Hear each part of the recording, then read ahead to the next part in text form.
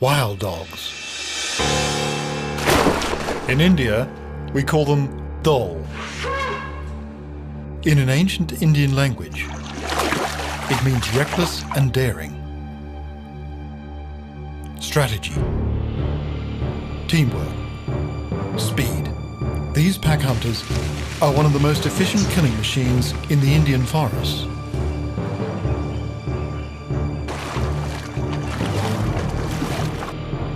The tiger and leopard have their place, but for me, the dhole reigns the supreme hunters. I've been on their trail for more than 5 years, and this is my story.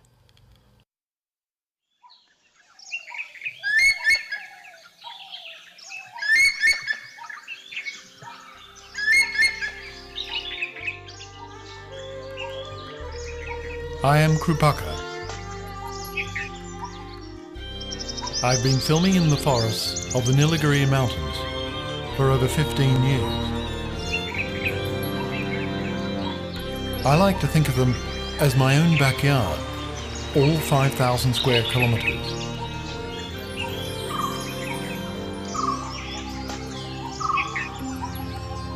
I've filmed the intimate lives of most animals here, but the one I would like to film most always eludes me.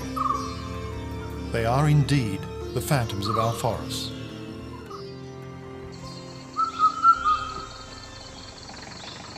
Although I've been following the dhole for the past 5 years, I never had much success. On a good day, I could find the dogs. On a very good day, I could film them at a distance. But I could never get close. I was failing and desperate.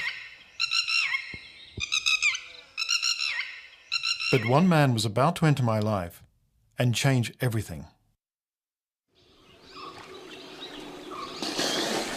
One of the local tribes here is called Kadu Kuruba. Although they've always been forest dwellers, their traditional skills now reside with just a few.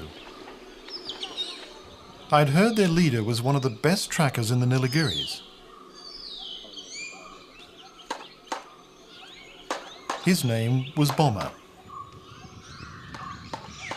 He was a tiny fellow of about 4.5 feet. It seemed strange to ask for help from the very people who once helped to hunt the dhole for bounty. And they must have thought so too. But I felt I had nothing to lose, because this man was my last hope. With Bomber by my side, I begin to see the forest with new eyes. He makes it seem so simple, this man. The dogs have gone this way, sir. Bomber, how do you know it's not that way? They didn't go that way, sir. The dew is still on the grass. See?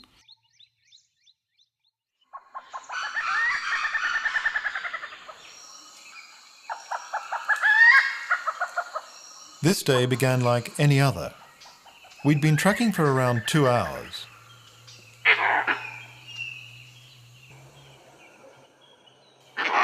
And then, alarm calls from the ever-watchful langurs.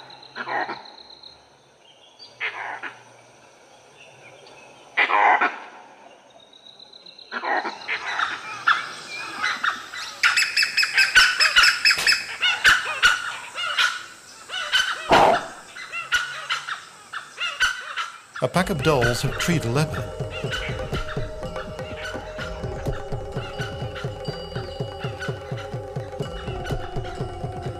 Although thrice the size of a dhole, the big cat knows it wouldn't stand a chance on the ground.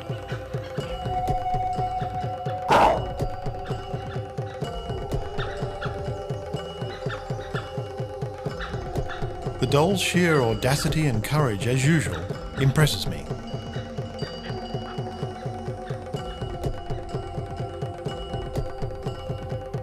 The dogs take up watch for an hour or so, and then lose interest.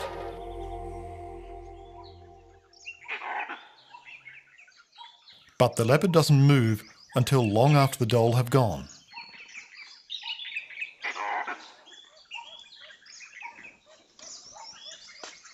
When the coast is clear, he descends with as much dignity as he can muster.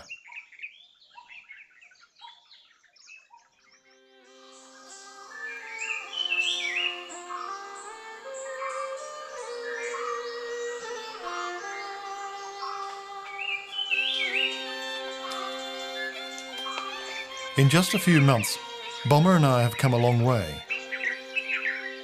We're able to track down the dhole more often, and I'm learning new skills from him every day.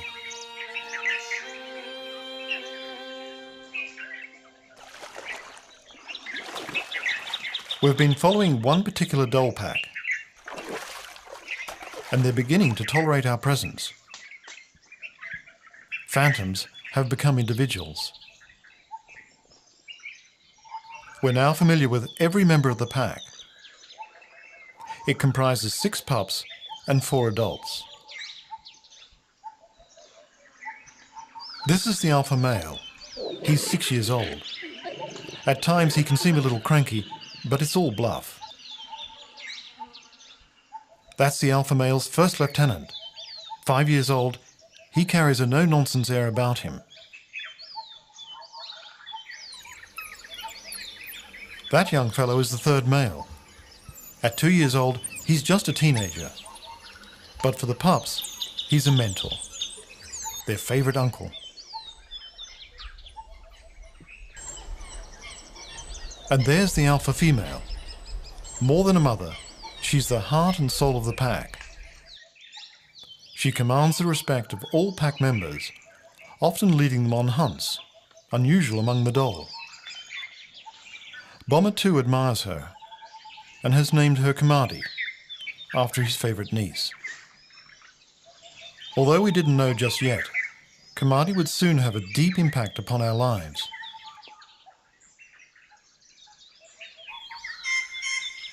It's late morning, and the dogs take their siesta. The dhole dislike the heat of the sun intensely, and whenever possible, they keep to the shade. It's crucial to conserve energy for their high-speed hunts.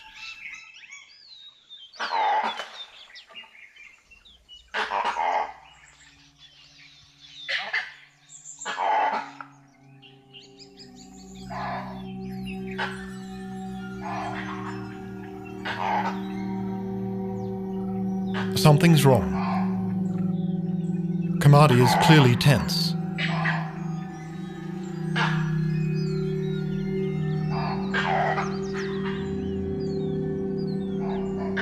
An enemy is on the prowl nearby.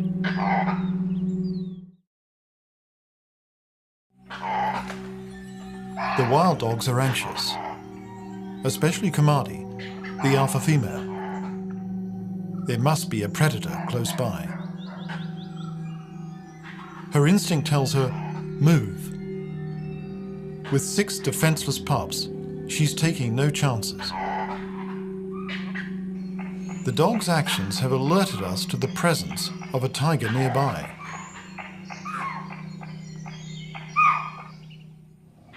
And Kamadi is not the only one who knows. The elephants too have young to protect.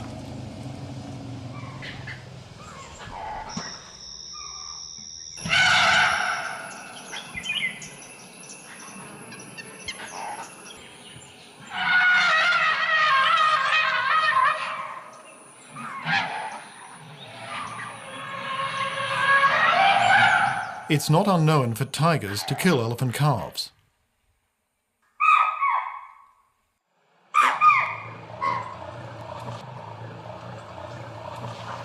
With the tiger circling, the herd is clearly nervous. They move away, only to blunder into the dhole.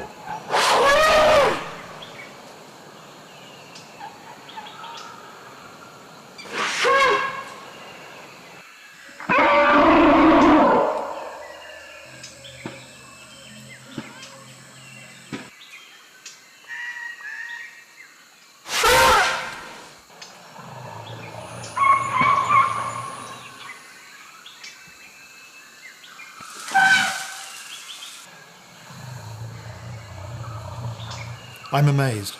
I know all too well what it's like to be chased by an elephant. But still, the dhole are so carefree.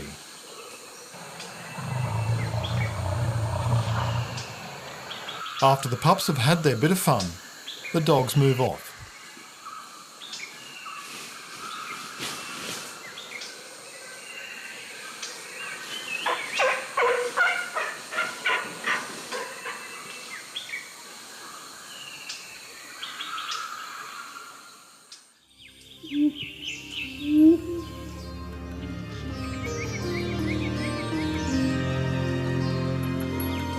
With our dhole's territory ranging over 80 square kilometres, it's been incredibly difficult to follow the pack.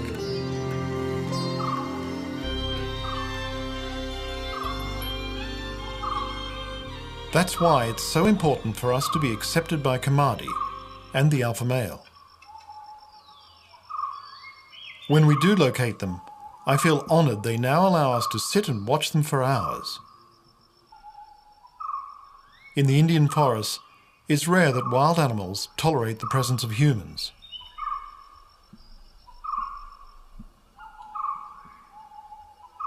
All wild animals have good reason to be wary of man, but more so the dhole. During the British rule in India, dhole were branded as vermin. The dhole were seen as little better than rabid dogs, decimating the game animals the British wanted to kill. The dhole was slaughtered mercilessly. In fact, they carried a bounty on their head until late into the 20th century. The fact that the dhole had evolved over millions of years in these forests meant nothing. Eventually, it was understood they had it all wrong, and the dhole were released from their death sentence just prior to extinction. Today, they are protected by law and thriving.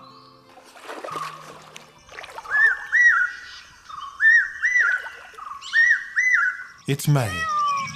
The pre-monsoon has brought the first showers. The days are hot and sultry. But beneath the canopy, the forest is greening after the long dry season. The youngsters are now 6 months old. The growing pups are always hungry, and they're demanding food again.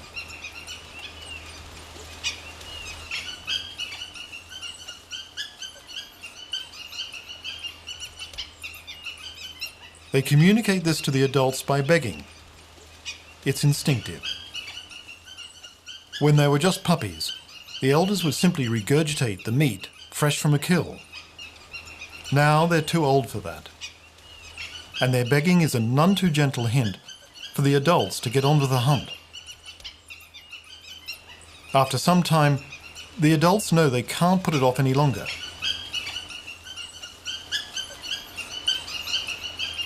Kamadi makes the decision, and the pack sets off.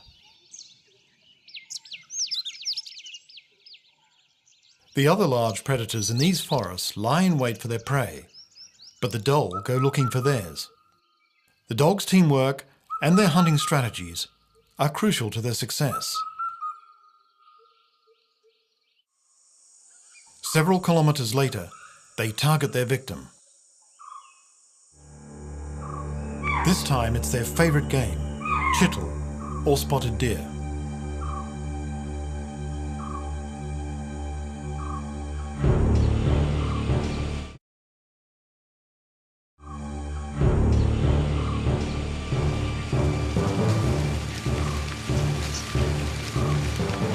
When the dogs give chase, the forest comes alive.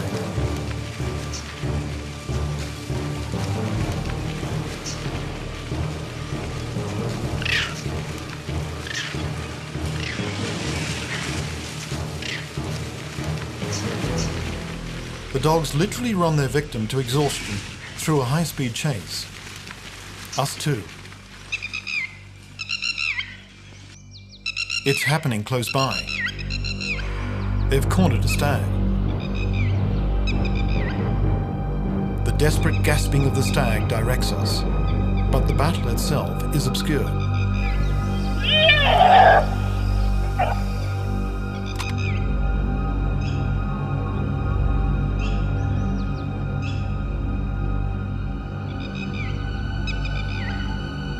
There's Kamadi, blood in her mouth. That's it. The kill is over.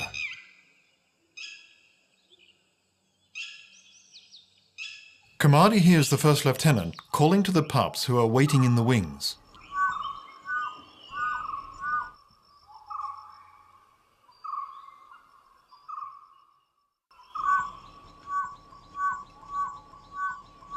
Known as the whistling hunters, the dhole cannot bark the way dogs do.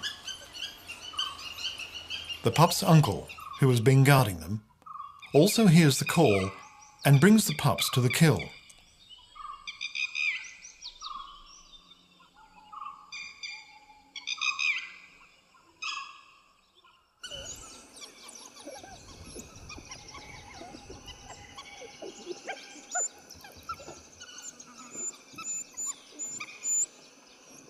The adults let the pups eat first.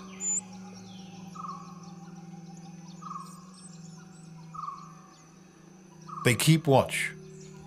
It's important to finish the meal swiftly. That tiger may not be far. Older dogs help the pups by ripping open the carcass for them. An adult male can eat 4 kilos of meat at one sitting. That's a quarter of its body weight. If they have to, they can go another 3 days before needing to kill again. Only when the pups have had their fill do the adults help themselves. I am touched. There is so much emotion in the world of predators. After the high-speed chase, the hunters are exhausted. And having to eat so quickly, they've had little chance to catch their breath. It's been an action-packed morning, and as always, the dhole take a dip in a nearby pool after the meal. In this tropical heat, it's the ultimate luxury.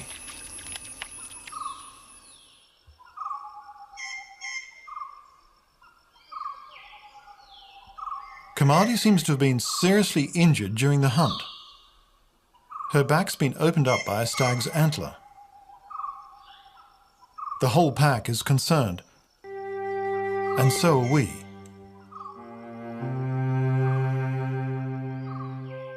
Hunting injuries are one of the major causes of death.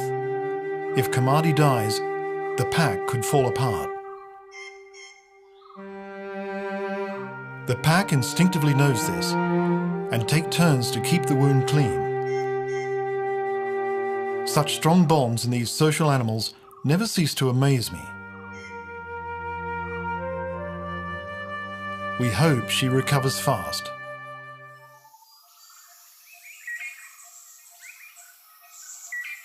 The pups are 7 months old. They're eager to participate in the hunt. Even their play seems to be part of their training.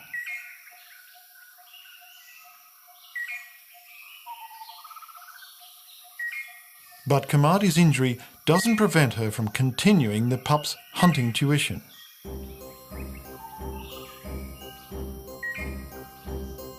Today, the lesson is how to approach large prey. In this case, a gaur, one of the largest wild cattle species on Earth. Being pack hunters, synchronization has to be taught at an early age. The dholes surround the victim, charging and striking from different angles at different times. The aim is to confuse and panic the prey, creating an opportunity to attack the animal's vulnerable parts. The prey's only defense is horns and hooves, both of which can inflict lethal injuries. The dhole are trying to separate the calf from its mother. Later in the day, when the pack embarks on a serious hunt, the pup's enthusiasm throws the whole show into chaos.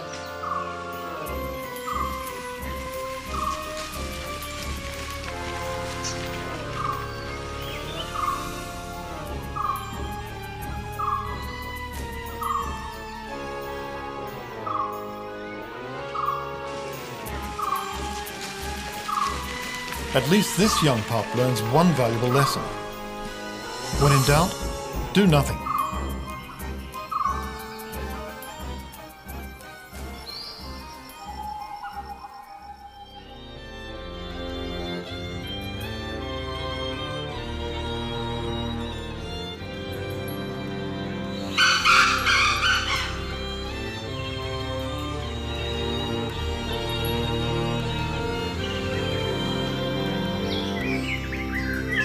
After all these years, I still relish every inch of the forest. There is suspense in every day, especially when we're on the trail of our dhole pack.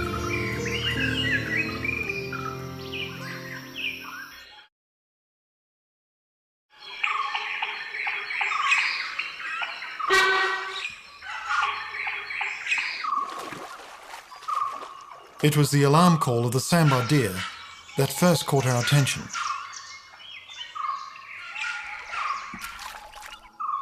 The sambar had obviously spotted Kamadi's pack first and retreated to the safety of the pond. It's a stroke of luck. We find ourselves in the right place at the right time. I've got a feeling I'm about to film my first kill. It begins as a standoff. And develops into a test of nerves.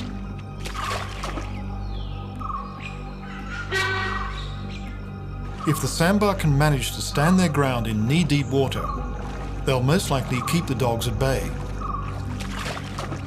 But the dogs continue to harass the sambar. They're hoping to separate a nervous animal and push it into deeper water.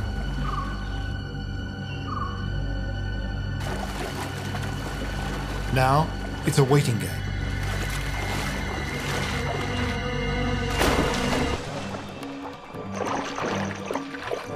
And the game pays off. Kamadi dives in.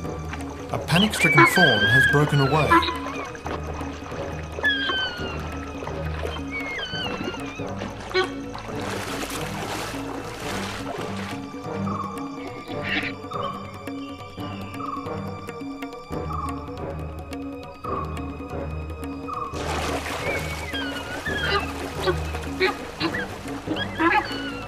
But something odd is going on. Kamadi has given up. And so has the rest of the pack. What's happening? They're leaving.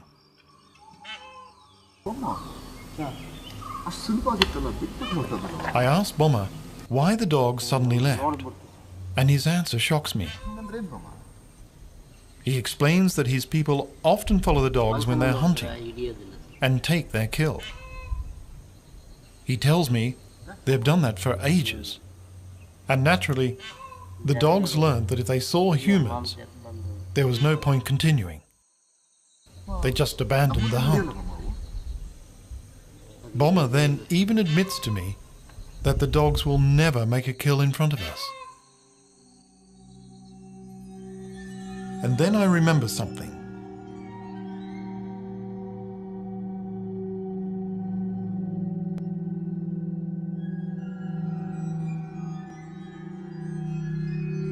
And I begin to understand. Those times I saw Bomma's people in the forest running. They were following the dhole and taking the kill. Apparently, it's always been that way. So the dhole, if they see humans, abandon the hunt, like they did just now. I was devastated. Would I ever get to film a kill? A week went by before Bomma returned. He told me he'd felt so bad for me, he'd actually convinced his people to stop their habit of taking the wild dog's kill. It would make little difference in the short term, but anyway, it was impossible to remain angry with a man like Bomma. I was very happy we'd patched things up, just in time for us to celebrate the arrival of the monsoon.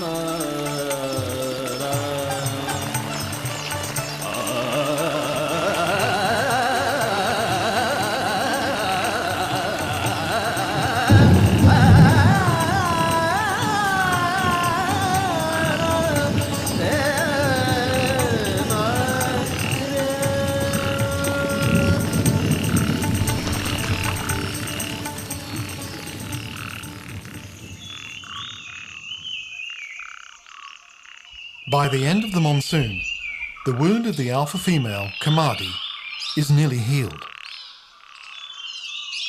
It's a huge relief for Bomber and I. But September is also a crucial month for the doll, and this brings new problems for Kamadi. This is a time of turmoil for the doll, because this is the beginning of the breeding season. It becomes evident that we're not the only ones following the pack. Two strangers, both young adult females, have strayed into Kamadi's territory. The doll have an unusual breeding pattern. The alpha male and female stop the younger adults from breeding, ensuring that all efforts go only towards raising the dominant pair's pups. So, these two females have split away from their pack to establish their own. But they need bachelors, and they've picked up the scent of Kamadi's pack.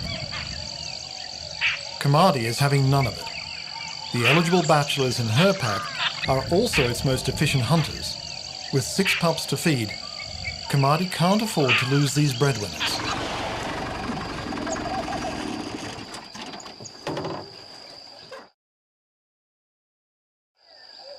The females persist. They have also realized there are 2 eligible bachelors in Kamadi's pack. The first lieutenant and the pup's uncle.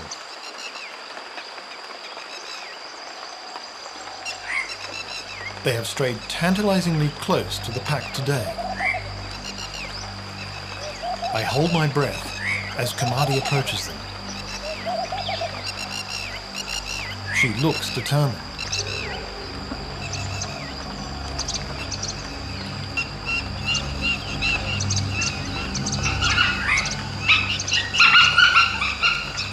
Their sounds are so strange.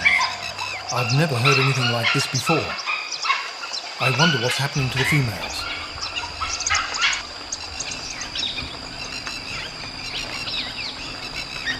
Kamadi seems to have successfully driven them away.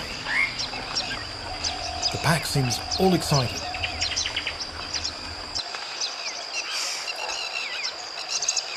But one female is not giving up.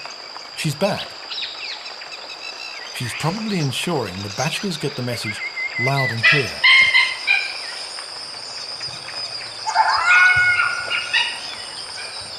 This complex behaviour has not been documented before. I feel privileged, but also apprehensive. These twin seducers could split Kamadi's pack.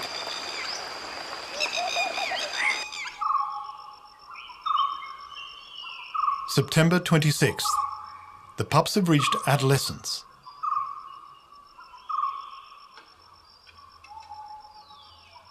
Kamadi is coming into estrus.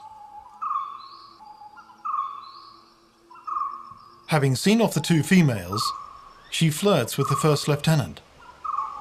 It's classic alpha female behaviour. It's called pseudo-mating, where Kamadi won't allow penetration. But it may dissuade the adult males from leaving her pack. She also has to keep the alpha male happy. Kamadi will mate only with the alpha male. They'll couple several times over the week until she conceives. The gestation period is about 60 days. The first lieutenant and the uncle sit by. All they can do is bide their time.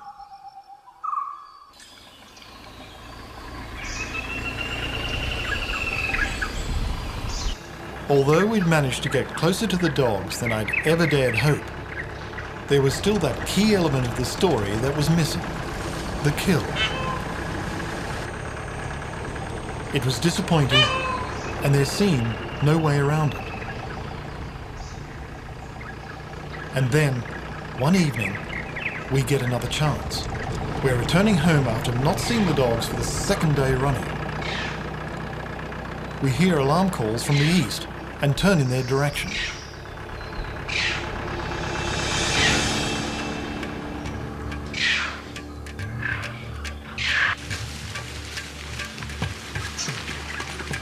We haven't a chance on foot, Fortunately for us, it's all happening along the track. Each member of the pack seems to have its role cut out. The first lieutenant is on the heels of the chittle. Kamadi and some pups seem to be herding them towards the nearby pond.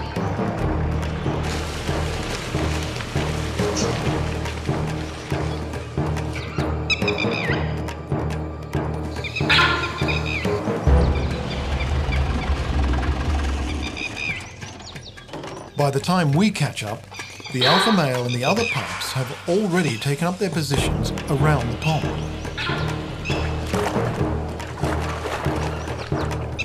And there they are. Kamadi and the rest of the pack have driven the deer into a trap.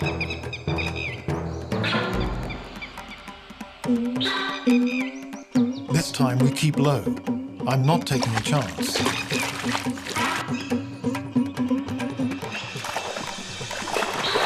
Fortunately, the dogs are so busy they fail to notice us, and we're rewarded with a ringside seat. Kamadi has singled out a 2-year-old chittle.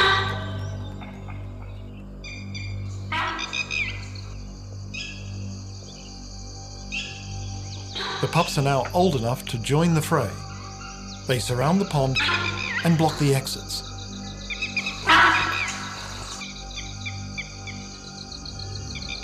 A group of sandbar hears the commotion. They become unwilling spectators. The light is fading fast. As the chittle approaches the sandbar, seeking security in numbers, they mistake it for a dog and drive it back into the pond. It was exactly what the alpha male wanted.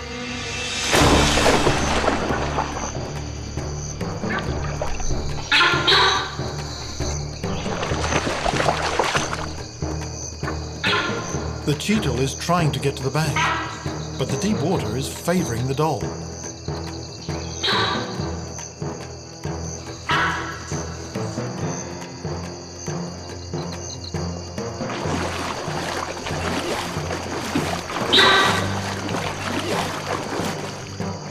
The experience of the alpha male is shown.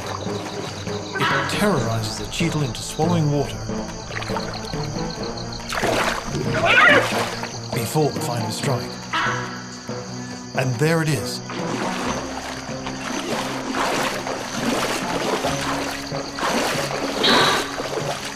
It's shocking to many, but this is what life in the forest is all about. So that one may live, another must die.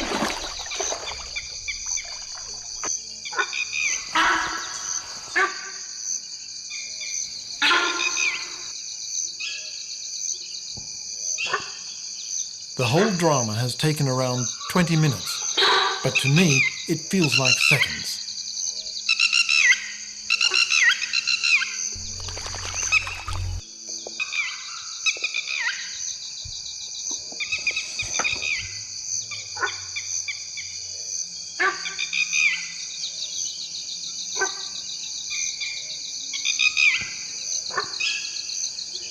While the pups tuck in, the alpha male remains apart, on guard for predators. I want to thank him. Instead, we slip quietly and happily away.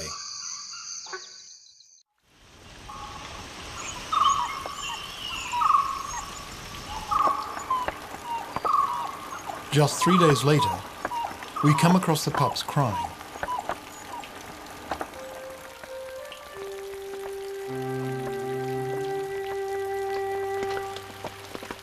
Something is seriously wrong. It takes some time to work it out. 2 males are missing. The inevitable has happened. The bachelors have been seduced by the 2 roaming females.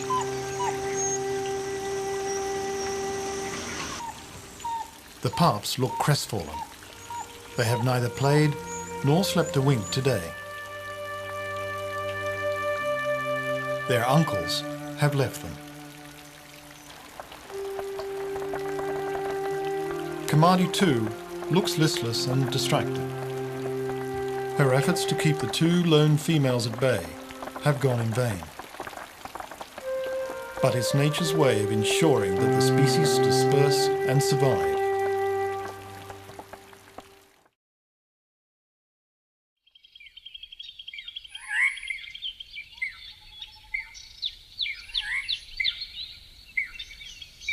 Early November.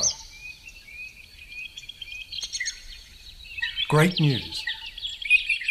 Kamadi is pregnant. The pack is extensively roaming and marking the borders of its large territory. This is making it difficult for us to track them.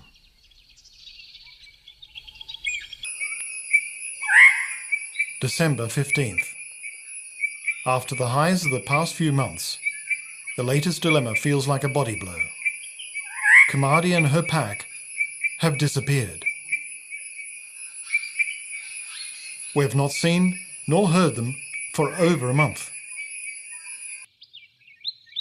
Their territory is around 80 square kilometres. We haven't a hope of searching such a larger area ourselves. Bomber, though, remains optimistic. He knows the dhole are very secretive when denning. Kamadi must have littered by now. It's a hard slog, but we just have to keep searching.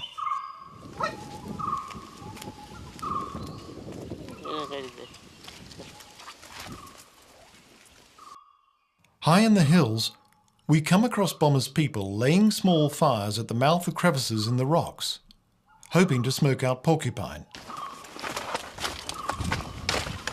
He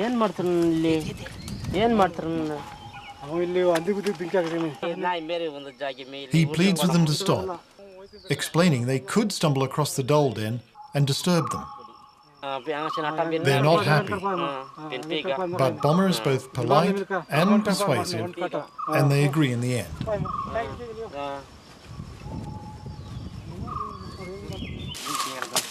Just a few months ago, this kind of cooperation would have seemed inconceivable. In fact, it surprises Bomber even more than me.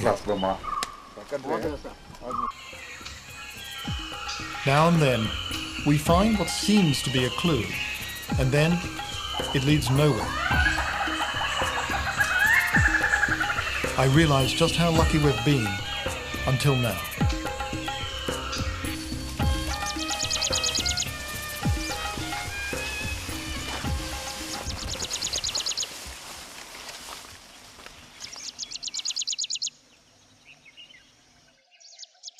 The pug mark of a tiger, and fresh too.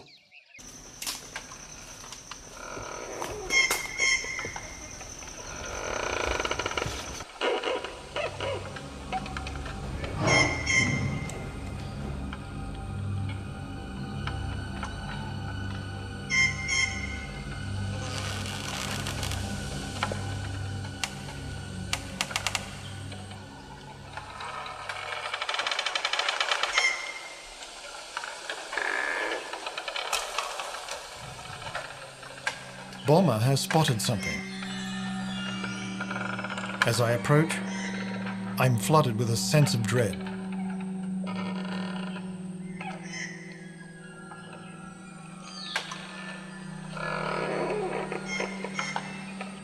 We recognize him immediately. It's one of Kamadi's pups, now a year old.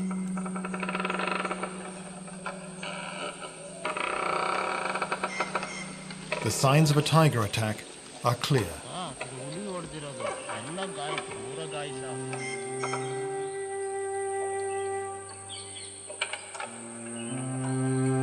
Bomber believes it could have been the guard dog at Kamadi's den. The den must have been somewhere close. But where are the dhole now? And will we ever see them again?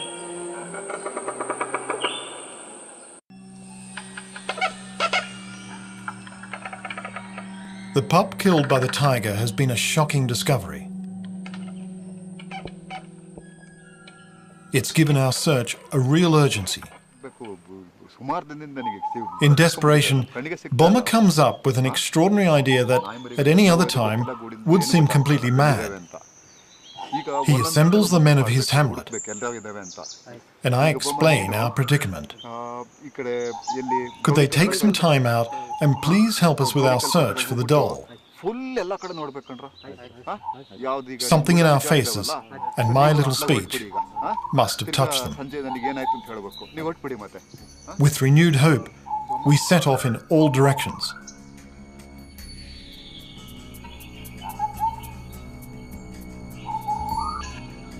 Bomber told us to begin our search on the perimeter of the forest. Experience told him that after the incident with the tiger, Kamadi wouldn't take any chances. She'd den where she knew tigers feared to roam. We are covering yet again the same ground, a few kilometers from where we found the dead pup.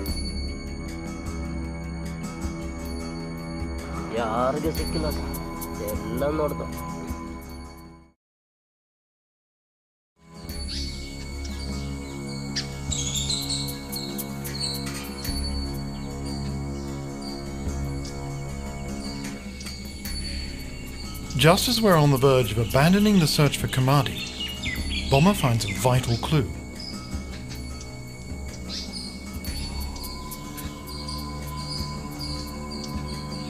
Doll scats. The pack must be somewhere close by.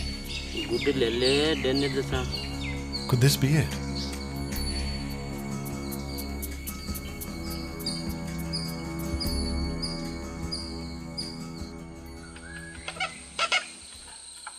Their tracks lead us downhill to a bamboo grove.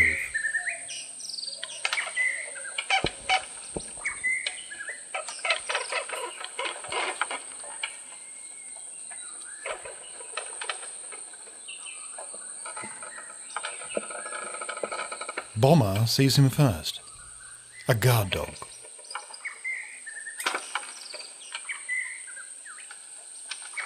We don't want to alarm him, and we move to another vantage point.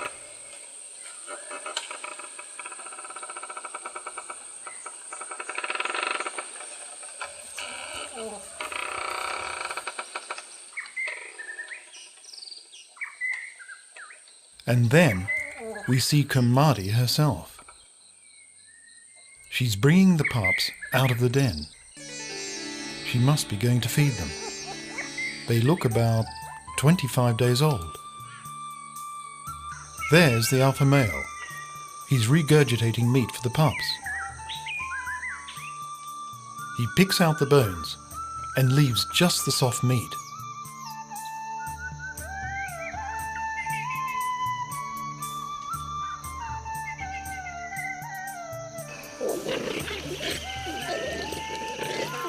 The guard dog has joined them.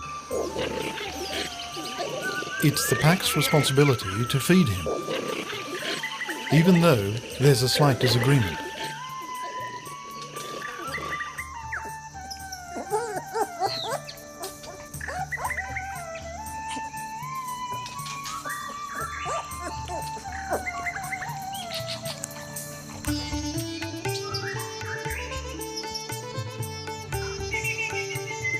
Kamadi's now grown pups, though still inexperienced and a little clumsy, seem to have accepted their new roles as babysitters and uncles.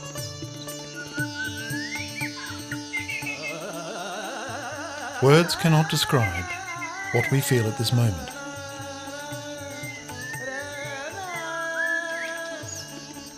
And then, an extraordinary moment. Kamadi looks straight at us. There's a flash of anxiety, but she does nothing. She must have recognized us.